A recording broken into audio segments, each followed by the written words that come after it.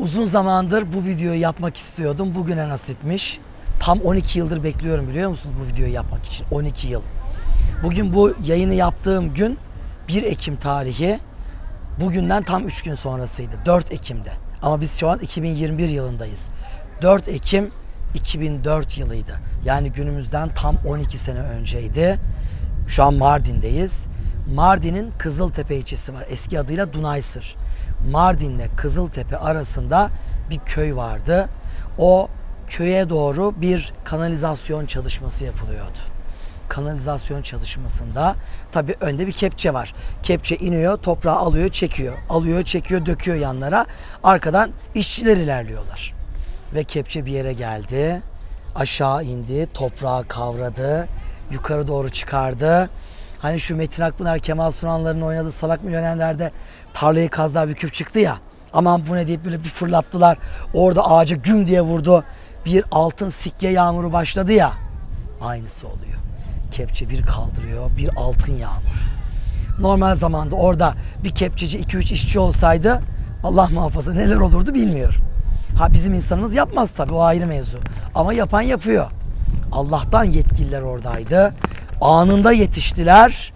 Kazı durduruldu. Yani kanalizasyon kazısı durduruldu. Arkeologlar, uzmanlar geldi ve orada detaylı bir kazıya girdiler. Kazıda o kepçenin bulup kırıp ortaya bir altın yağmuru saçtığı küpün dışında 2 küp daha buldular. İçlerinden ne çıktı biliyor musunuz? Tam 336 parça sikke çıktı. Çoğu altın olmak üzere. Nice takılar, yüzükler, muskalar, bilezikler. Aklınız durur. Ama asıl bombayı içeride patlatacağım. Araştırma yapılıp 336 para tek tek incelendiğinde acı bir gerçek. İnanın tüylerimizi diken diken yaptı. Dudaklarımızı uçuklattı. İşte ben size o hazineyi göstermeye geldim. Hazırsanız başlıyoruz.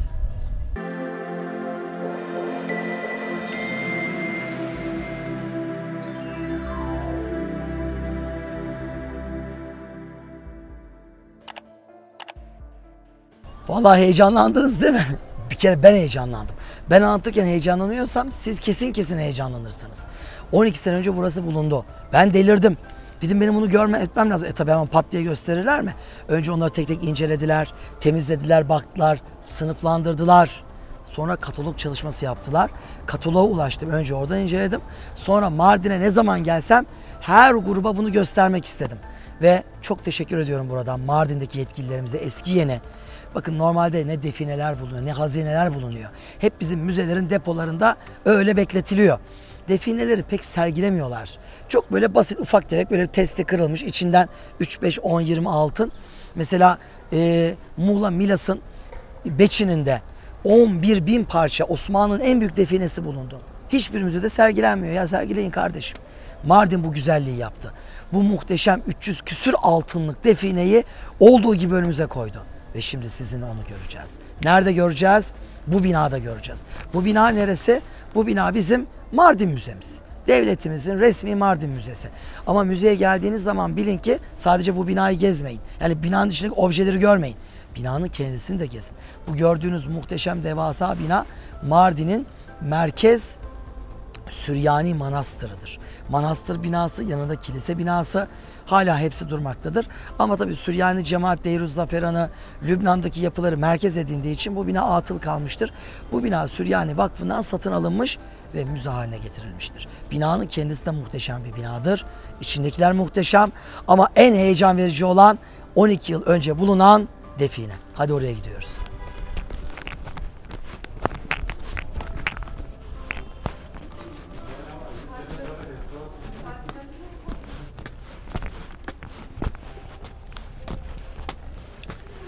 Evet, heyecanla merdivenlere çıkıyoruz. Yukarıda bizi muhteşem şeyler bekliyor. Mardin Müzesi'nde mesela Urfa Müzesi gibi değil. Urfa Müzesi'nde tarihi eserler kronolojik sergileniyor. Basamaklara dikkat edelim çıkarken. Kronolojik sergileniyor. Kronolojik sergilendiği için ilk çağdan bir giriyoruz, Osmanlı'dan çıkıyoruz. Burada öyle değil. Burada mesela inanç salonu diyor. İçeri giriyorsunuz. İlk çağdan günümüze inanca ait sanat eserleri görüyoruz. Öbür tarafta kültüre ait. Mesela burası ticaret salonu. Buraya giriyoruz, sırf ticarete ait eşyalar görüyoruz. Zaten ticaret salonunun devamında gelecek bu gömü, define. Neden? Ticaretle çok alakası olduğu için. Kopya verdim, devam içeride.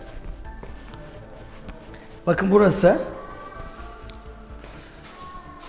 Ticaret deyince önce haritayı görmeliyiz bakın. Şöyle alayım sizi. Bakın harita neyi anlatıyor? Haritanın ortasında Mardin de var. Ama Çin'den başlıyor yol. Şu meşhur İpek yolu. İpek yolu bakın Çin'den başlıyor, böyle Turfan'a geliyor, Kaşgar'a geliyor. Bizim neydi bunlar? Uygur bölgesi. Ondan sonra Taşkent, Semerkant, Buhara, buralar bugün Özbekistan. Merv, Alparslan'ın düşünün kabrinin bulunduğu yer burası yani. Çağrı Bey'in kabrinin bulunduğu yer, Sultan Sencer'in. Ve bir yerden sonra bakın tam bizim o Diyarbakır hattında yol çatallaşıyor. Bir kol Mardin'e, Trabzon ve İstanbul, Konstantinopolis'e, bir kol da Palmira'ya gidiyor. Palmira, Tedmür.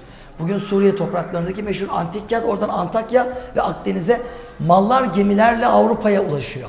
Ama bu ticaret yolu üzerinde Mardin var ve Mardin'in yakınlarında bir köy yolunda dünyada, hani dünyada çok define vardır, bulunmuştur, insanoğlu biriktirmeyi ve saklamayı sever de böylesi galiba yok. Çok müthiş bir hikaye. Ticaret dediğiniz zaman aklınıza malı saklama geliyor. Mal nasıl saklanır? Kitlenerek saklanır, mühürlenerek saklanır. Bakın ilk çağdan günümüze mühürler. Şu gördüğünüz silindirik mühürler milattan önce 1500-2000'lere kadar tarihlenen Urartuların, bölge Urartu bölgesi. Hititlerin falan kullandığı mühürler ya da son dönem Osmanlı ahşap gördüğünüz mühürleri. Yani kapıyı kapatıyorsunuz, kapının iki halkasının arasına bir tel bağlayıp telin iki ucuna hamur sarıp hamurun üzerinden mührü silindir ya da basarak geçiriyorsunuz. Sabah geldiniz baktınız sizin hamur duruyor. Çünkü üzerindeki mühürün izi kalmış, kırılmamış. İçeri kimsenin girmediğini anlıyorsunuz. Yani bu mühür kapıyı kilitli tutmuyor. Birilerinin oraya ulaşıp ulaşmamasına etki ediyor. Onu anlamamızı sağlıyor. Küpler görüyoruz. Mesela burada dokuma unsurları sergileniyor. Bu dokuma unsurları ticaretle alakalı. Bölge tam bir ticaret bölgesi. Mesela burada dokuma unsurları var. Kirkitler var. Kirkitler Osmanlı döneminde halı dokurken o düğüm, attığınız düğümleri sıkıştırmaya yarıyor. Burada ağırşak var. Bu ilk çağdan kalma. Biri 200 yaşında, biri belki 1800 yaşında ağırşak. Yani şöyle, ilk çağ dokuma tezgahlarında oradaki ipleri arkaya doğru sağlam, gergin tutan, ağırlık yapan unsurlar. Ticarette dokuma çok önemliydi. Ticarette başka ne önemliydi? Seramik, pişmiş toprak. Toprağı pişiriyorlardı. Çin'den ta Avrupa'ya kadar ne geliyordu? Çin'i tabaklar geliyordu. Çin'i dediğimiz Osmanlı'nın kaşi dediği sanat nerede icat edildi? Çin'de. Çin porselenleri dünyada bir Çin'de var. Ming ve Yuan koleksiyonları. Bir İran'da var, bir bizde var. Niye? Çünkü yol oradan geçtiği için. Çin'den alıyorlar bu porselenleri. İran'dan ve Osmanlı ülkesinden geçtiği için bir bizde var, bir bunlarda var, bir bunlarda var. Bundan kaynaklanıyor. Yani ticaret dediğimiz zaman aklımıza o muhteşem seramik, pişmiş topraktan yapılan eserler geliyor. Kazılardan şunlar çok çıkar. Bunlar fırına süreceğiniz zaman altlık. Mesela şu en kenardaki kalıp. Yani kandil kalıplarını görüyoruz. Hakikaten muhteşem detaylar. Bu tarafa doğru gelin. Ticaret deyince aklına gelir, yazışma gelir, yazışmalar. Birçok kazıda ilk çağdan günümüze yazışmalar çıktı. Ticaret. Ben sana şu kadar mal verdim, senden şu kadar mal aldım. İşte sana şu kadar mal verdim, bana bu kadar borcum var. Mesela Kayseri, Kültepe tabletlerini bir inceleyin. Ticaret adına her şey var. Ticaret adına her şey. Neden? Bir kere o tabletlerde para var. Aldım, sattım. Borcum var, alacağım var. Başka ne var? Hüzün var, bekleme var, özlem var. O mektuplarda tüccar gelmiş Kayseri'ye. Sümer topraklarında, güneyde, Suriye'de, Lagaş'ta, Ur'da, Uruk'ta karısını bırakmış. Karısı mektup yazmış. İri gözlü kadınlara sakın gönlünü kaptırma demiş. Bir başka kadın mektup yazmış. Bana verdiğin parayı annem benim elimden aldı, ben annemin evine gidiyorum demiş. Bunların hepsi yazıyor. Siz bir tek bizim mi insan olduğumuzu sanıyorsunuz? 2000 sene evvelkiler insan değil miydi? Aynı bizim gibiydiler. Bir tek akıllı telefon kullanmıyorlardı. Tek farkları buydu yani. İşin esprisi. Bunlar ticaretle alakalı yazışmalar. Bu ilk çağdan, bu da Osmanlı'dan. Bakın bir hukka ve kalem burada durmakta. Bakın mesela Mardin'in bilinen ilk tapu senedi bu. Mardin'de bilinen ilk tapu senedi. Girnavaz'da yapılan kazılarda bulunan bu tablet M.Ö. 7. yüzyıla ait bir meyve bahçesinin satış senediymiş. Ya M.Ö. 7. yüzyıl. O zaman da burası benim toprağım, burası benim toprağım varmış. Bunları görüyoruz. Şimdi asıl heyecan verici yere geçiyoruz. Çok heyecanlıyız. Bu kapının içerisinde o muhteşem hazine bizi bekliyor. Hadi buyurun. Şimdi normalde Türkiye'nin dört bir yanında bir sürü arkeoloji müzesi var. Bu müzelerin bir bölümünde para illaki sergilenir. Bakın burada da sergileniyor. Gördüğünüz gibi değişik paralar. Mesela şehir İstanbul'dur. İstanbul'un paraları önce konulur böyle büyük büyük. Sonra diğer devletlerin ve toplumların paraları. Burası Mardin. İşte Mardin'le birebir alakalı olan paralar burada konulmuş. Burada da Mardin'de bir takım farklı yerlerde kazılarda ortaya çıkmış. Mardin'de bulunmuş. Ama işte Seleukos dönemi paraları, İşte Büyük İskender dönemi paraları, Roma İmparatoru Septimius Severus'un paraları falan. Adıyaman'da köprüsü var adamın. Mardin'de illaki parası olacak. Onun için böyle bir sürü para bulunur. Bunları görürüz. Millet bunlardan sıkılır. Bakmaz geçer. Aman der. Hani en fazla şuna bakar.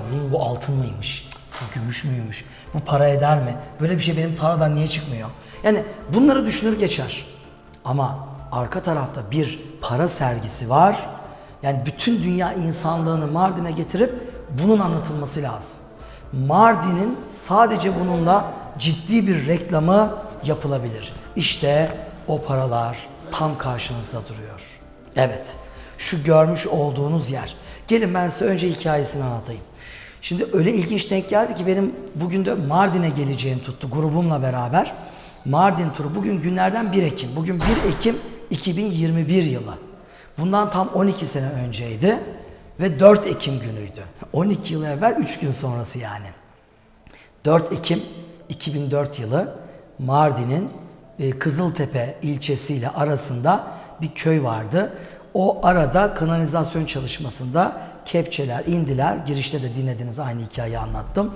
Ve kalktığı zaman bir altın yağmuru söz konusu oldu. Allah'tan yetkililer oradaydı. Devreye girdiler. Hemen işçiler, kepçeler hepsi oradan uzaklaştırıldı. Arkeolojik kazıya geçildi. Aynı yerde yan yana 2 tane daha testi bulundu. Toplam 3 testi içinden ne çıktı biliyor musunuz? 336 tane sikke çıktı. 336. Şöyle biraz daha yaklaşın. Bu 336 paranın büyük bir çoğunluğu altın, küçük bir kısmı gümüş para çıktı. Beni takip edin biraz daha. Onun dışında boyuna asılan takı şeklinde sikkeler çıktı.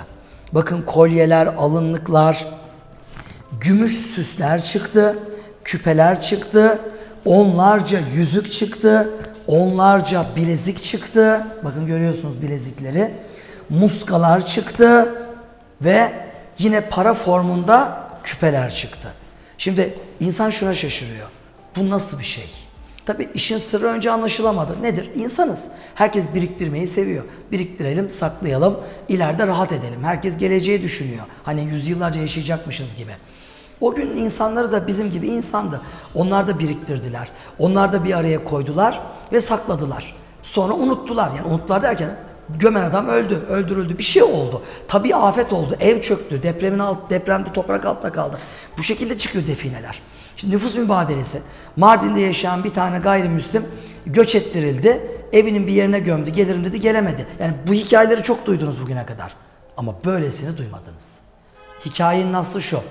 Bu paralar Allah'tan %90 itibariyle hiç bozulmamıştı. Çok küçük bir temizleme yapıldı.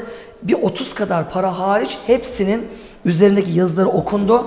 Ve bu 336 paranın tamamı 22 civarında farklı devletin parası olduğu ortaya çıktı. Evet, inanmayacaksınız. Bakın bu 336 paranın 216 tanesi İlhanlı parası çıktı. İlhanlılar kimler?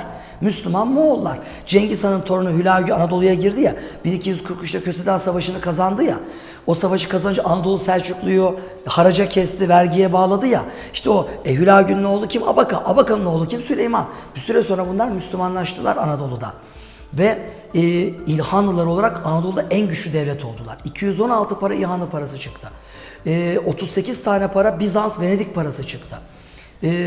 36 para Eyyubi parası çıktı. Eyyubiler, Salahaddin Eyyubi, kardeşi Emir Adil, oğlu Kamil bin Adil, böyle gidiyor. Onların paraları. Bunun dışında Artuklu parası çıktı. Zengi parası çıktı. Memlüklü parası çıktı. Yani enteresan. Anadolu Selçuklu parası çıktı 6 adet. Bunların hepsi bize bir şey gösteriyor. Ya bir testiden bir devletin parası çıkar. 2 devletin. Bugün sizin kıyıya köşeye koyduğunuz para nedir? En fazla Türk parasıdır. Euro'dur, dolardır, biraz da altındır. Gidip yok Brezilya bilmem nesi, yok gidip orada Şili parası, yok Arap riyali bilmem ne, 50 türlü para çıkmaz. Çıkıyorsa siz ya koleksiyonersiniz, ya delisiniz, ya hırsızsınız. Üçünden biri. Kusura bakmayın böyle biraz şey konuşuyorum ama yani bu adamların ne olduğunu bulmaya çalışıyoruz. Ve netice ortaya çıktı. Bu adamlar sağlam hırsızlardı. O günün tabiriyle haramilerdi. Bu kazının yapıldığı bölgede Sürekli diye bir köy var. O Sürekli denilen köye doğru bir kanalizasyon çalışması var. O köyün hemen yakınında definenin bulunduğu yere çok yakın bir köy var. Köyün adı Çeldız. Çel, Kürtçe'de 40 demek. Dız, harami, hırsız demek. Ya köyün adı zaten 40 harami köyü. Biz 40 haramileri, o masallardaki 40 haramiler, Ali Baba falan sanıyorduk. Meğer bu bölgede bunlar yaşamışlar. Ve düşünün 20 küsür farklı medeniyetin, aşiretin parası oradan çıkınca ortaya bir şey çıktı. Orası neresi? İpek yolu. İpek yolunun bir köşesinde durmuşlar, geleni vurmuşlar, gideni vurmuşlar. Akla hep bir soru geliyor. Peki 216 tane İlhanlı parası var. Neden bu kadar çok İlhanlı parası var? Neden? Siz verin cevabını. Bugün Türkiye'de en çok döviz hangi ülkenin parasını saklıyoruz? Arap riyali biriktiren var mı? Küba bilmem nesi biriktiren var mı? Herkesin cebinde dolar. Niye? Amerika güçlü devlet. Herkesin parası gider, Amerika doları durur diyorsunuz. Düne kadar ne diyorduk? Osmanlı parası diyorduk. En güçlü devlet Osmanlı'ydı. Osmanlı parası, yani Kanuni döneminin o meşhur altın parası. O günlerde adam adama kızdığı zaman birbirine hakaret ederken gavur mangırıyla 10 para etmez diyorlardı. Birbirlerine gavur mangırıyla. Osmanlı parası el ayası kadar dev altın paraydı. Gavur mangırı zeytinyağı tenekesindeki teneke paraydı. Yuvarlak kese şöyle makasla. Oydu. Adam adama kızınca bunu diyordu. Gavur mangırıyla 10 para etmez. Gerçi şimdi euro, dolar aldı yürüdü. Bizim paranın maalesef durumu ortada ama hala gavur mangırıyla 5 para etmez, 10 para etmezi söylemeye devam ediyoruz. İşte onun gibi o gün bir insan bir yerde para saklayacak, zulayacaksa İlhanlı parası saklıyordu. Bütün devletler yıkılır, bu Moğollara İlhan diye bir şey olmaz diyorlardı. Haramiler kervanları vurdukça kervanlardakilerin paralarını alırlarken ellerine en çok ne geçiyordu? İlhanlı dinarı geçiyordu. Bakın şu görmüş olduğunuz paralar. Ama burada kıssadan hisse çıkarılacak ders ne biliyor musunuz? Zenginlik. Hepimiz zengin olmak istiyoruz. Hepimiz rahat yaşamak istiyoruz. Hepimiz bir yerlere biriktirmek istiyoruz. Ama nereye ve kim için? Bakın bu adamlar biriktirdiler. Belki birkaç yüz tane kervandan topladılar bunları. Ya takılar var, yüzükler var. Şu yüzükler o kadınların parmaklarından çıkarılırken o kadınlar ne ağladılar kim bilir. Kesilmiş bileklerden mi çıkardılar acaba bu bilezikleri bilmiyorum. Şu küpeler çıkarılırken bu kulak memeleri koparıldı mı acaba? Tahmin etmeye çalışıyorum. Vicdanım sarsıla sarsıla. Şu muskalar ve bunlar gibi daha nice eserler. Sonra ne oldu? Bunları topladılar. 3 testiye doldurdular. Sonrasını hiçbirimiz bilmiyoruz. Bildiğimiz tek şey 3 testiyi toplu halde gizli bir yere gömdüler. Ve devamını ben kıt aklına tahmin etmeye çalışıyorum. O gece bir ateşin başında toplandılar ve malı bölüşmeye çalıştılar. Muhtemelen kavga çıktı. Kılıçlar çekildi. Birbirlerini biçtiler. Belki de o kavgadan hiçbiri kurtulmadı. Gömdükleri testilerin yerini bilen, nefes alan hiç kimse kalmadı. Ve tam 800 sene 336 sikke ve bir yığın takı eşyası uyumaya durdu. 800 sene sonra 2009 yılının 4 Ekim gününde bizim kazı ekipleri tarafından bulunana kadar. Bu bana ne anlatıyor biliyor musunuz? Kur'an-ı Kerim'in bize defalarca anlattığı şeyi anlatıyor. Dünyanın faniliğini, geçiciliğini. Az önce grubumla Mardin'de yürürken burada bir tane ilkokulun yanından geçtik. Küçücük çocuklar bahçede teneffüsteler. Hepsi birbirleriyle itişiyorlar, kakışıyorlar. Kızlar bir yerde hararetle tartışıyorlar. Baktım güldüm. Niye? Ya çocuklar 6 yaş ile 12 yaş arası ufacık çocuklar. Senin ne derdin, ne tasan olabilir? İtişiyorsun, kakışıyorsun, kavga ediyorsun falan. Sanki bütün dünyanın yükü onlardaymış gibi. Sonra bir düşündüm. Dedim Allah da bize böyle bakıyor biliyor musunuz? Çünkü biz insanoğlu dünyevi geçici şeyler için çırpınıyoruz, kavga ediyoruz falan. Bizim o ilkokul çocuklarına baktığımız gibi tebessümlerle bakıyordur herhalde dedim. Şu paraları toplarken ne kana girdiler, ne günahlara girdiler. Ne oldu? Hepsi toprak oldu. Bugün ne isimlerini biliyoruz, ne cisimlerinin yerini biliyoruz. Kemiklerinin tozu kalmadı. Ama bunlar bir ibret levhası olarak kaldı. Bakın, biz de zenginlik sahibi olalım. Toplayalım, biriktirelim. Ama dünyada bırakacağımız zenginliklerin peşine düşmeyelim. Kabrin kapısına geldiğinizde o kapıda bize bırakacak zenginlikler var. Öyle değil mi?